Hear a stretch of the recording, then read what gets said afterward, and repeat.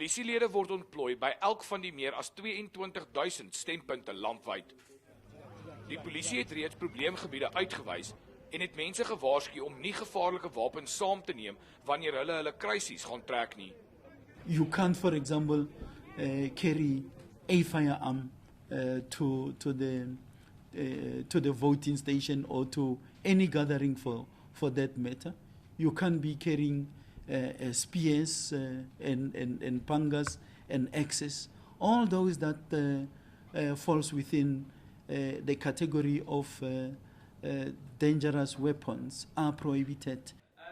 Patlane sê die polisie gaan ook nie toelaat dat belhandels die verkiesing ontwrig nie. Thus we caution against any incitement, we caution against any irresponsible pronouncement by any leader, irrespective of which party they are from. Die polisie is verlede maand skerp gekritiseer toe wydverspreide geweld en plundering bykans ongebreideld in Pretoria voorgekom het. ANC-lede was woedend oor die benoeming van Toko Didiza as die hoofstad se burgemeesterskandidaat en geweld het losgebars. Die polisie was kwaai onderskoot omdat hulle glo nie vinnig genoeg gereageer het nie. Patlane hou egter vol die polisie is gereed vir enige gebeurlikheid. Tydens die verkiesing word die weermag se hulp ook ingeroep, maar net om logistieke steun te verskaf.